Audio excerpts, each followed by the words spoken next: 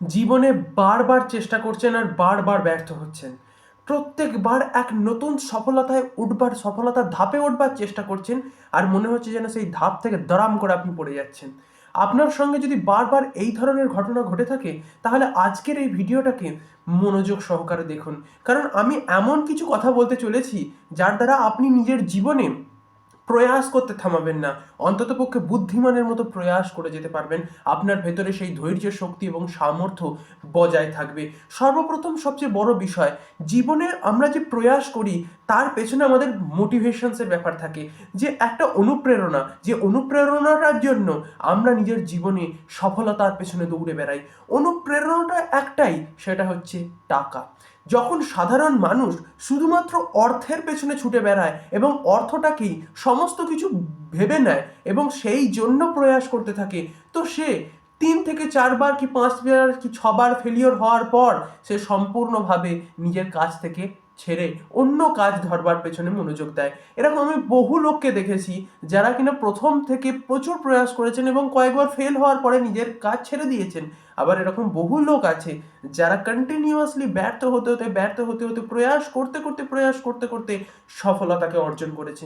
তো প্রত্যেকের ক্ষেত্রে এই সফলতার প্রথম প্রথম কিন্তু সহজেই কিন্তু আসে না। কিছু কিছু মানুষের ক্ষেত্রে যদি দেখা যায় যে সফলতা হুট করে চলে এলো, তার মানে তার পেছনে তার কোনো তপস্যা, অর্থাৎ কোনো ধরনের প্র্যাকটিস ছিল। যদি প্র্যাকটিস না থাকে কিংবা প্রয়াস না থাকে, তো তার সফলতা কখনো আসতে পারে না। ভাগ্যের দ্বারা একটুখানি ওপরে তো উঠে যাওয়া যায়, কিন্তু সেই স্থানে সাস্টেন করা খুব মুশকিল হয়ে যায়। সেই জন্য ভাগ্যের পেছনে দৌড়বেন না, প্রথমে কর্মের পেছনে দৌড়ুন। ভাগ্যকে অতখানি প্রায়োরিটি দেওয়ার দরকার নেই, আবার একদমই প্রায়োরিটি দেবেন না এমনটাও বলছি না। ভাগ্যের ওপর বেস করেও অনেক কিছু থাকে, কিন্তু কর্ম সর্বোপরি গুরুত্বপূর্ণ। নিজেকে সর্বোপরি অ্যাবেল বানান।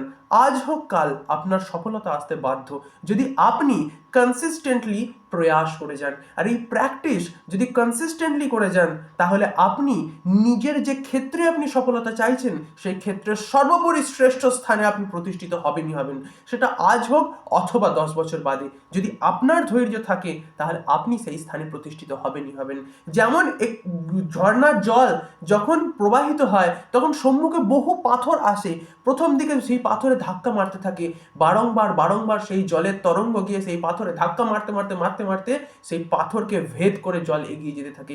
সিমিলারলি আপনার জীবনেও বহু প্রতিবন্ধকতা এসে থাকতে পারে, কিন্তু যদি আপনার কনসিস্টেন্টলি প্র্যাকটিস থাকে, সেই প্র্যাকটিসের ফলে আপনি সেই পাথররূপী আপনার যে প্রতিবন্ধকতা আছে সেই প্রতিবন্ধকতার ভেতর দিয়ে আপনি চিরে বেরিয়ে যেতে পারেন। সবচেয়ে বড় বিষয়, আপনার জীবনের যে প্রবলেমটা এখন আপনি ফেস করছেন সেই প্রবলেমটার সলিউশনস বার করবার প্রয়াস করুন এবং নিজেকে বারবার বিশ্লেষণ করবার প্রয়াস করুন যে আপনার কোন কোন জায়গায় ত্রুটি বা খুঁত আছে, এবং সেটাকে ঠিকঠাকভাবে রিমেক করবার প্রয়াস করুন, যে যাতে কোনো রকমভাবে নতুনভাবে নিজেকে রিমেক করবার চেষ্টা করুন, যাতে কোনো রকমভাবে আপনার যে ভুল ত্রুটিগুলো আছে সেই ভুল ত্রুটিগুলোকে আপনি সাইড করতে পারেন। তো সর্বোপরি সবচেয়ে বড় বিষয়, আপনার এই যে মোটিভেশন যেটা টাকার পিছনে ছুটে বেড়ায়, সেটা কয়েকবার প্রয়াসের পরে আপনি ছেড়ে দিতে পারেন, কিন্তু আরেকটা থাকে যেটা ইন্টারনাল মোটিভেশনস। এই ইন্টারনাল মোটিভেশনস একবার বিল্ড হয়ে গেলে আপনি জন্মেও আপনার নিজের কর্ম থেকে ছেড়ে বেরিয়ে আসতে চাইবেন না। আপনার কর্ম আপনার জীবনের সব থেকে গুরুত্বপূর্ণ একটা স্থান নিয়ে নেবে, যার ফলে আপনি কর্মের মধ্যে বারংবার আপনার যতই ব্যর্থতা আসুক না কেন, আপনি আপনার কর্মের প্রয়াস চালাতে থাকবেন। ভগবান শ্রীকৃষ্ণ গীতায় বলছেন যে কিছু কিছু ব্যক্তি আছে যারা কিছু বাহ্যিক দ্রব্য কিংবা ইনিশিয়াল প্লেজার পাওয়ার জন্য কর্ম করে থাকেন, আবার কিছু কিছু ব্যক্তি আছেন যারা কেবল আমার প্রীতির নিমিত্ত কর্তব্য কর্মবোধে কর্ম করে থাকেন, অর্থাৎ ওনার প্রীতির নিমিত্ত কর্ম করবার প্রয়োজনীয়তা আছে। ভগবান শ্রীকৃষ্ণের চরণে সর্বোপরি সমস্ত কিছুকে সমর্পণ করে দিন। মনে রাখবেন, আপনার প্রত্যেকটি কর্ম যেন ওনার সাক্ষাৎ পুজো হয়ে যায়। এইরূপ ভাব নিয়ে যখন আপনি কোনো কর্ম করতে উদ্যত হবেন, তখন সেই কর্ম আপনি পিছু পাবেন না, কারণ কর্মে ফেলিওর আসলেও সেটা ভগবানের প্রসাদ হয়ে যাবে। যেমন ভগবানের প্রসাদে অনেক সময় হয় না যে যখন আমরা প্রসাদ পাই সেই প্রসাদের ভেতরে লুচি হোক, সুজি হোক, আবার অনেক সময় শাক পাতাও থাকে। তো অর্থাৎ লুচি সুজিগুলোকে আমরা বেশ মুড়িয়ে খাই, কিন্তু শাক পাতাটাকে সহজে খেতে চাই না। তার কারণ আমরা শাক পাতাটার টেস্ট অতখানি বেশি অনুভব করি না। লুচি সুজির যে একটা প্লেজার থাকে সেই প্লেজারটাকে আমরা অনুভব করি। কিন্তু এক্ষেত্রে আপনাকে বুঝতে হবে পরমাত্মার প্রসাদ সর্বোপরি সমস্ত কিছু মিলিয়ে মিশিয়ে আপনার জীবনের যেমন সফলতাটাও আপনার প্লেজার, আপনার পরমাত্মার প্রসাদ, ঠিক সেরকমই আপনার জীবনের বিফলতাটাও পরমাত্মার প্রসাদ। তো অর্থাৎ এই যাই প্রসাদ উনি প্রদান করুক না কেন তাকে সাদরে গ্রহণ করো, প্রথমে অ্যাকসেপ্ট করতে শেখো। ব্যর্থ হলে সেখানে কাঁদার পরে কাঁদো, অবশ্যই কাঁদো। ব্যর্থ হয়েছ, বারংবার প্রয়াস করেছো, কষ্ট হচ্ছে, কাঁদো, ঠিক আছে, কিন্তু সেই সিচুয়েশনসকে অ্যাকসেপ্ট করো। যখনই আমরা অ্যাকসেপ্ট করতে না পারি তখনই আমরা ডিপ্রেশনে চলে যাই, কারণ আমাদের কাছে একটা প্রশ্ন চলে আসে, কেন কেন এটা আমার জীবনে হলো। বারংবার এই ধরনের কথা আমাদের মাথায় আসতে থাকে, ফলে আমরা আরও ডিপ্রেশনের লেভেলে নামতে থাকি।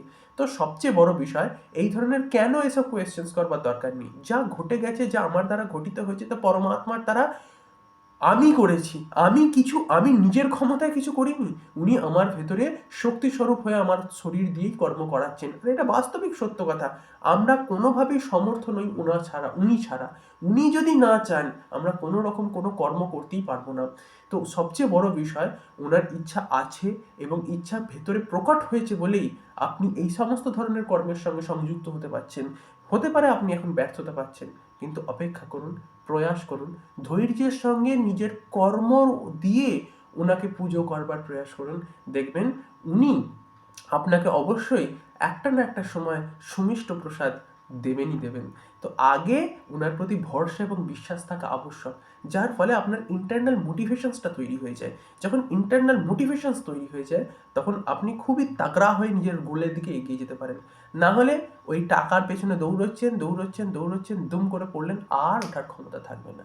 তো অর্থের পেছনে দৌড়ানোর পরিবর্তে পরমার্থের পেছনে দৌড়ুন।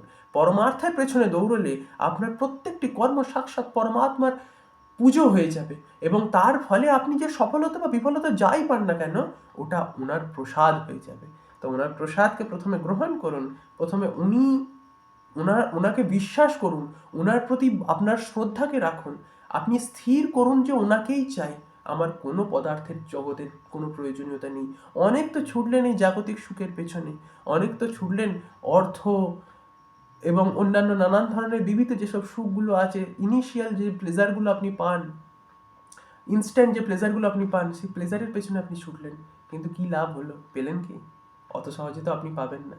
তো পাওয়ার জন্য যার পেছনে ছোটবার দরকার আছে তার পেছনে ছুটুন। অ্যাকচুয়াল যে পরমার্থিক প্লেজার সেটাই সর্বোপরি সর্বশ্রেষ্ঠ প্লেজার, সেটাকে গ্রহণ করবার জন্য তার পেছনে ছুটুন। দেখবেন আপনার সফলতা, অর্থ, পরমার্থ সব এসে গেছে। কেবল ওনার পেছনে ছুটুন। এবং এই ভিডিওটি যদি ভালো লেগে থাকে তাহলে অবশ্যই এই ভিডিওটিকে শেয়ার করুন এবং আমার চ্যানেলকে অবশ্যই সাবস্ক্রাইব করবেন। আমার যে কোনো ভুল ত্রুটির জন্য আমি ক্ষমা চেয়ে নেব, এবং আমার সঙ্গে জুড়ে থাকুন, এটাই আমি আপনার কাছে প্রার্থনা করব। আমার সঙ্গে এতক্ষণ অবস্থান করবার জন্য আপনাদেরকে অনেক অনেক ধন্যবাদ।